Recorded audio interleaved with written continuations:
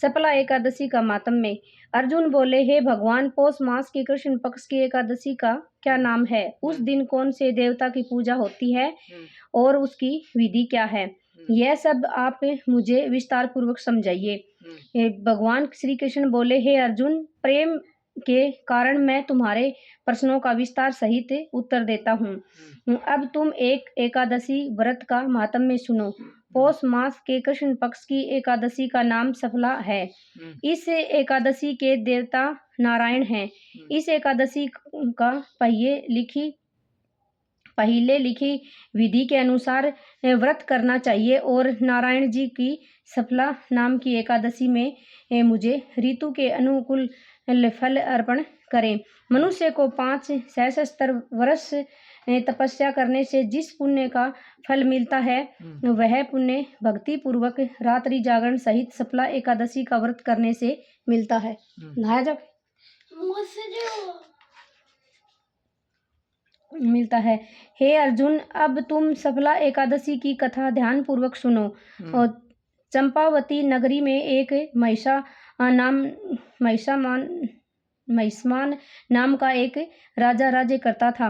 उस राजा के 4 पुत्र थे। उन पुत्रों में सबसे बड़ा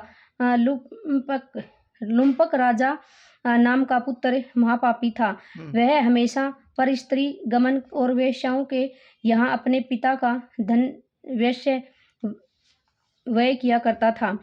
वह सदैव देवता, ब्राह्मण, वैष्णव आदि की निंदा किया करता था। जब उसके पिता को अपने बड़े पुत्र के बारे में ऐसे समाचार ज्ञात हुए, तब उसको अपने राज्य से निकाल दिया। जब लुम्पक सबके द्वारा त्याग दिया गया, तब वह सोचने लगा कि अब मैं क्या करूं, कहाँ जाऊं। अंत में उसने रात्रि को पिता की नगरी में चोरी करने की ठानी। वह दिन में बाहर रहने लगा और रात को अपने पिता की नगरी में जाकर चोरी तथा अन्य बुरे कर्म करने लगा। रात्रि में वह जागकर नगर के निवासियों को मारता तथा कष्ट देता। कुछ ही दिनों में उसने संपूर्ण नगरी को समाप्त कर दिया। प्रातः उसे पहरेदार पकड़ने पर भी राजा के भय से छोड़ देते थे।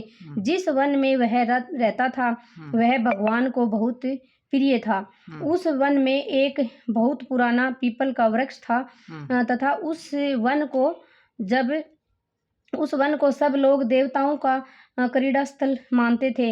इस जंगल में पीपल के वृक्ष के नीचे महापापी लुम्पक रहता था। कुछ दिनों के बाद पौष मास के कृष्ण पक्ष की एकादशी के दिन वह वस्त्रहीन होने के कारण शीत के मारे मूर्छित हो गया।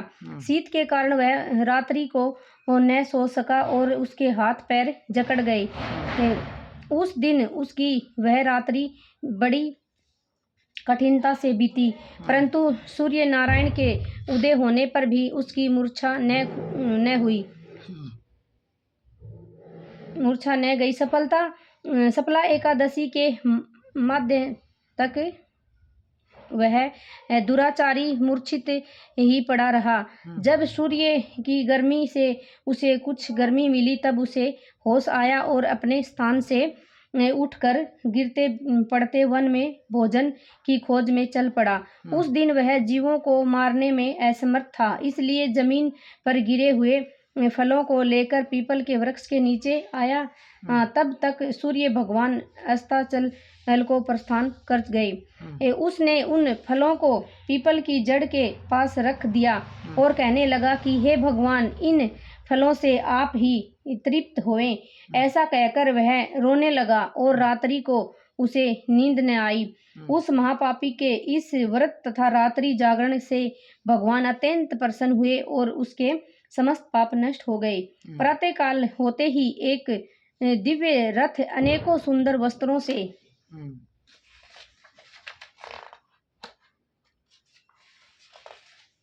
सजा हुआ आया और उसके सामने खड़ा हो गया।